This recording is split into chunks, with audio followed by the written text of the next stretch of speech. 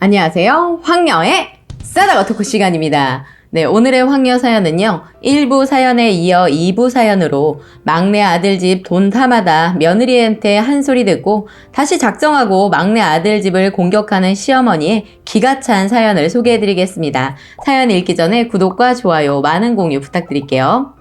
월요일 저녁 신랑이 퇴근하고 집으로 귀가했을 때쯤 제 친동생한테 전화가 오더군요. 전화를 받자마자 여동생이 사돈댁에서 전화가 왔는데 무슨 일 있었냐고 하더라고요. 알고 보니 시어머님이 친정 엄마한테 전화를 걸어서 당신 딸이 시아버지 장례 비용을 이제 와서 토해내라고 한다. 난 이렇게 무서운 며느리 진절머리 나니까 애들 이혼시키겠다 라고 했다네요. 그래서 친정 엄마가 그러셨다네요. 사돈, 무슨 일로 이러시는지 모르겠지만 저한테 전화하셔서 큰 소리 낼 정도의 일이라면 애들 앉혀놓고 어른으로서 혼낼 건 혼내시고 하는 게 맞지 않겠어요? 사리 분별 못하는 애들도 아니고 더군다나 말귀 못 알아듣는 동물들도 아닌데 갑자기 전화하셔서 애들 이혼시키자고 얘기하시는 연유가 뭐랍니까? 애들이 좋다고 결혼했지 제가 결혼하라고 등 떠민 것도 아닌데.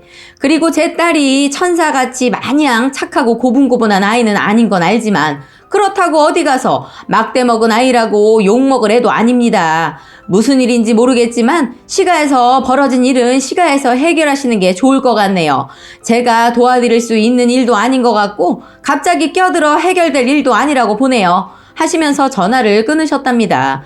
저는 이번 일 저희 부모님께 말씀드릴 이유도 없고 해서 말씀드리지 않았는데 진절머리 나고 무서운 며느리 키운 저희 엄마에게 시어머니는 무슨 좋은 소리를 듣겠다고 전화를 하셨는지 이렇게 일을 만드셨더라고요. 친정 엄마를 잠깐 말씀드리자면 솔직히 저희 친정 엄마의 매서운 양육 방식이 장난이 아니었거든요. 어쨌든 동생은 시어머니가 한 말이 궁금해서 엄마를 붙들고 늘어져 무슨 일이냐, 왜 그러시는 거냐 계속 보채봤는데 엄마한테 돌아오는 답변은 너가 알아서 뭐 하게 이년아 밥이나 먹어 였다고 하면서 저에게 전화를 했더라고요. 그렇게 동생의 전화를 시작으로 시아주버님이 전화를 먼저 하셔서 다짜고짜 재수씨 사람 그렇게 안 봤는데 너무한 거 아닌가? 재수씨가 잘못했든 잘했든 그래도 어른이신데 잘못했다고 한마디 하면 끝날 일을 왜 크게 만드는 겁니까? 혹시 우리 돈 없다고 무시하는 거예요? 어머니가 나한테 와서 1,000만 원만 빌려달라고 하면서 우시는데 노인네가 돈이 어딨다고 당장 그 큰 돈을 주겠어요. 더군다나 그 돈 우리 아버지 장례 조의금인데 세상에 어떤 며느리가 그 돈을 달라고 합니까? 이렇게 말하는데 기가 차더군요.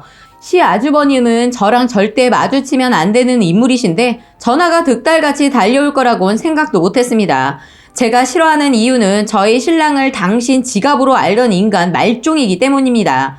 신랑은 군 제대하자마자 서울 올라와서 직장 잡고 원룸으로 이사온 다음날 아주버니가 옷 한 보따리를 싸들고 와서 신랑 집에 얹혀 살기 시작했다고 해요.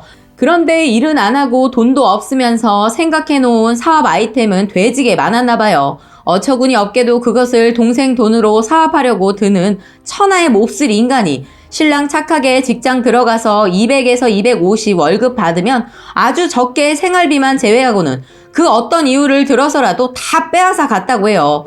저랑 연애 시작하고 6개월 지났을 때쯤 제가 그 사실을 알고 나서는 저랑 같이 적금 붓게 하고 보험 청약 들게 하고 이래저래 돈 묶어버렸어요. 그랬더니 돈줄 끊겨버리자 그동안 먹여주고 재워줘서 고맙다는 말 한마디 없이 짐 싸들고 나갔다가 3년간 연락 없었던 개차반이세요.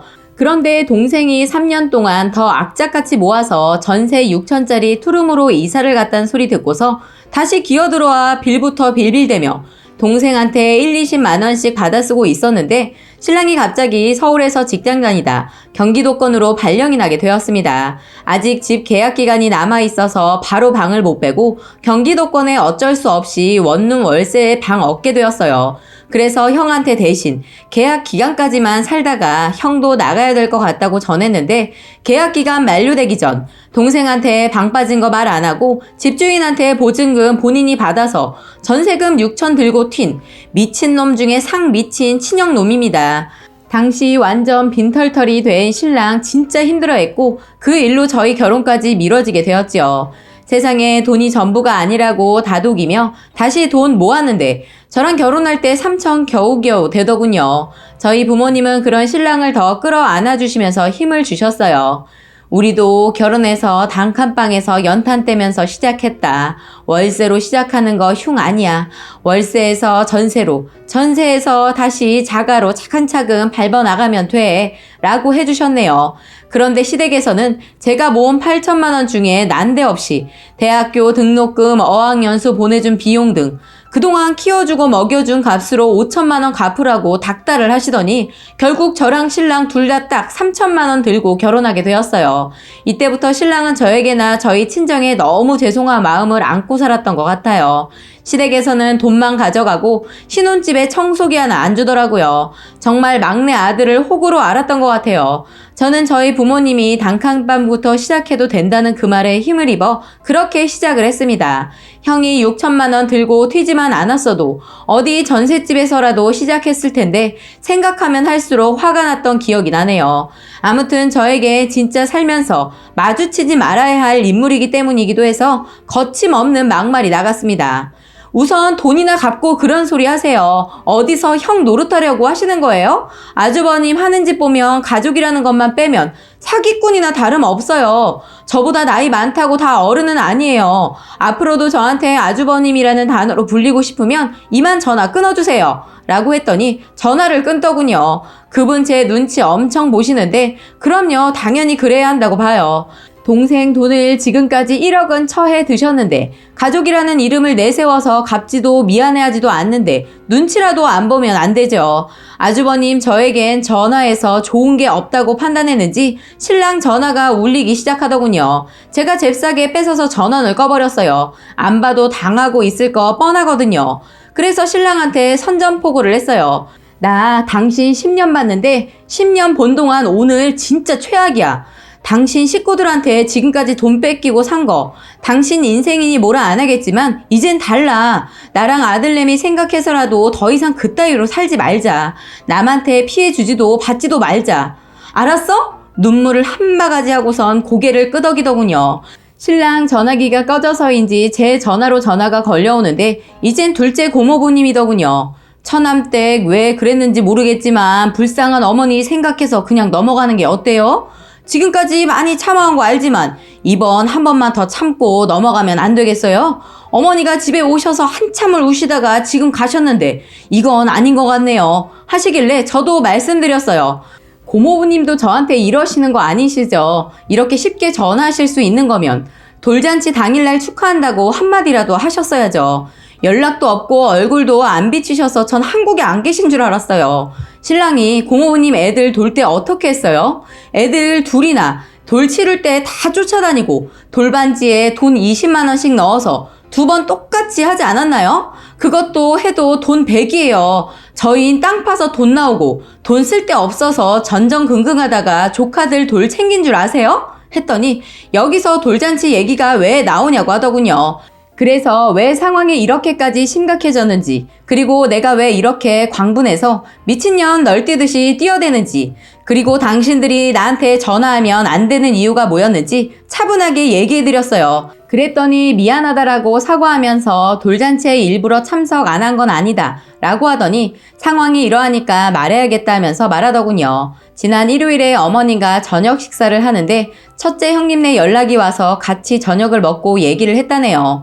지난번 어머니 생신 때 얘기가 나왔는데 그때 형님과 형수님이 마음이 많이 상하셨다고 얘기를 꺼내니까 와이프도 넌지시 지금까지 있었던 불만을 얘기하는 자리가 되어버렸답니다. 그때 여자들끼리 잔치에 형제들이 안 가면 창피할 것이라고 이참에 본때를 보여줘야 한다면서 가지 않기로 약속을 한 모양이더라고요. 얘기를 듣고 나니 더 기가 차더군요. 지난 시어머니 생신을 말하자면 꼬박 3년을 저희가 어머님 생신을 챙기게 되었습니다. 첫 해는 아버님 돌아가시고 나서 처음 맞는 어머님 생신이라 마음도 울적하실 것 같아서 이래저래 기분 전환이 필요할 것 같아 제주도 여행 경비 80% 저희가 내기로 하고 가려고 했는데 막상 어머니와 저희 부부만 가자고 하니 마음이 걸려서 비행기값 숙박비만 저희가 내기로 하고 모두 불렀는데 렌트, 기름, 식사 비용까지 대부분 저희 몫이었네요. 그래도 뭐 불만은 없었습니다. 신랑도 월급 거의 400대고 저 또한 그때는 대기업 4년차 대리여서 월급 400 가까이 돼 있으니까 둘이 버는데 그깟 가족 행사 한번 못 쏘냐 하는 심정으로 베풀었죠. 그리고 두 번째에는 어머님 생신 한 달 앞둔 추석 모임 자리에서 첫째 형님이 물어보시더군요. 이번엔 우리 어디로 여행 가? 하시는데 제가 석 달 뒤 출산을 앞두고 있어서 여행은 접고 그냥 밥이나 먹자고 해서 그렇게 치렀습니다. 물론 어머님께 생신 때 같이 어디 바람이라도 쐬러 나가야 되는데 출산 앞두고 있어서 그러지 못해서 죄송하다고 100만 원 따로 드리면서 아이 낳고 또 놀러 가자고 했어요. 저희가 100만 원을 드리니까 어머니가 다른 형제들에게 너희는 뭐 없냐라는 식으로 얘기를 하셨는데 그 때문에 내년엔 따로 하지 말고 돈 모아서 하자고 들들 볶더군요. 그래서 내년부턴 같이 하자고 넘어가고 세 번째 올해 생신이었는데 아주버님이 어머님 생신 선물로 뭘 드렸으면 좋겠냐고 했었는데 카톡으로 모두 소환하시더니 어머님이 안마기를 갖고 싶다고 하셨다고 하더군요. 자기가 알아봤는데 어디에서 나온 안마기가 200만 원 정도 하더라. 기왕 사드리는 거 이거 사드리면 어떻겠냐라고 하더군요. 다들 따로 알아보는 것도 귀찮아서 그런지 그걸로 하자고 모두 동의를 했습니다. 그런데 그 다음 질문이 참 어처구니가 없는 거예요. 막내야, 너네 집에서 얼마 할 거야? 라고 묻더라고요. 그래서 제가 지금 무슨 말씀하시는 거예요, 아주버님? 얼마를 하다니요? 200만 원이면 다들 n분의 1에서 내는 거 아니었나요? 라고 물었더니 막내네 집은 경제적으로 사정이 괜찮으니까 조금 더 부담을 해줬으면 좋겠는데? 하시면서 아주 재빠르게 둘째네 얼마 할 수 있냐고 하더군요. 한참 뒤 둘째 30만 원이라고 하는 거예요. 그러더니 아주버님도 그럼 우리 집도 여의 없으니까 30만 원 똑같이 맞출게 라고 하시는데 나 참 어이가 없어서 따졌죠. 아니 그럼 200만 원대 안마기에서 60만 원 제외하면 나머지 그걸 지금 저희 집에서 다 부담하라는 소리예요? 라고 했더니 묵묵부답이더군요. 그래서 장난들 하세요? 저 애 낳고 더군다나 현재 신랑 외버리고 저희 돈 없어요. 월세로 시작해서 2년 지나서 아이 낳고 이제 겨우 전셋집으로 이사 왔어요. 저희 탈탈 털어도 10원 한 장 없으니까 똑같이 n분의 1 할 거 아니면 안마기는 사지 말아요. 그냥 똑같이 30만 원씩 어머니께 현금으로 드리던가요. 아니면 90만 원대 안마기를 알아보는 것도 좋고요. 라고 얘기하고 더 볼 것도 없고 더 이상 알고 싶지도 않기 때문에 전 단톡방에서 나와버렸습니다. 그런 제 행동이 형님들에게는 아주 싹수 없게 보였던 것 같아요. 어쨌든 시어머니의 생신은 그냥 각자 30만 원씩 드리는 걸로 마무리되었는데 그때의 앙금을 돌잔치 때로 대받아 치더군요. 전화를 끊고 신랑을 앉혀놓고 얘기를 했습니다. 난 앞으로 더 이상 병신처럼 못 살 것 같아. 그리고 자기 식구들 그지근성 정말 지긋지긋해. 베풀어주면 고마운 줄 모르고 더 원하고 우리 집엔 돈 찍어내는 기계 있니? 우리 노동의 대가는 당신의 식구들 배불리고 먹이고 입히는 거야? 당신이랑 나랑 3천에 월세로 시작한 거 알지? 월세로 사는 동안 우리 정말 힘들어도 이 악물고 살았잖아. 먹고 싶은 것도 아껴가며 우리 거지같이 살아도 공경할 건 하자는 마음으로 베풀 건 베풀면서 살아야 한다고 생각해서 시댁에 할 만큼 했어. 그렇다고 우리 받았어? 시어머니 손주 태어났다고 돈 한 푼 안 줬어. 시댁에서 받으라고 온 둘째 형님네가 사준 베네저고리 2개가 다야. 난 그래도 감사했어. 비록 내가 지금까지 형제들 돈 때문에 눈 흘기며 살고 있어도 조카들 입학할 때마다 10만원, 20만원씩 챙기고 명절 때 줬던 용돈, 잔치 때마다 쫓아다니면서 준 돈 다 되돌아올 거라곤 기대도 안 했어. 적어도 고마워하면서 살 거라고 생각했어. 그런데 아니네? 도대체 이게 뭐야? 어디까지 해야 되는 거냐고? 내 얘기 한마디도 반박 없이 듣던 신랑이 아무 말 없이 핸드폰 전원을 켜고 어머니께 전화를 걸더니 신랑이 딱 한마디 하더군요. 어머니, 그동안 키워주셔서 감사했습니다. 앞으로도 건강하시고 이제 저는 없다고 생각하고 사세요. 하고 전화를 다시 끊더군요. 물론 곧바로 저한테 시어머니가 전화가 왔는데 신랑이 바로 제 핸드폰 전원을 꺼버리더군요. 신랑이 한 번도 보여주지 않았던 행동이었기 때문에 알 수 있었어요. 정말 시댁과 끝이라는 것을요. 그리고 한참 후 집주인한테 계약기간 다 못 채우고 이사 가야 할 것 같다고 말하더군요.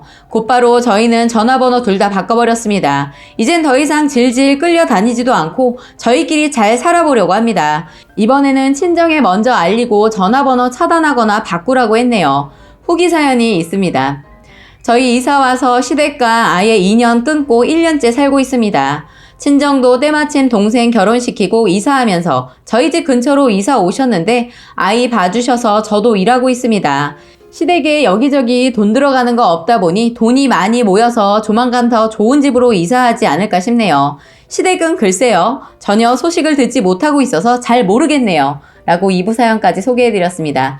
오늘의 사연 여기까지였고요. 많은 공유와 여러분들의 생각이나 느낀 점이 있다면 댓글로 표현해 보시기 바랍니다. 완전 호구가 아니라 물주로 생각했네. 완전. 지금이라서 깨달아서 다행이네. 답답해.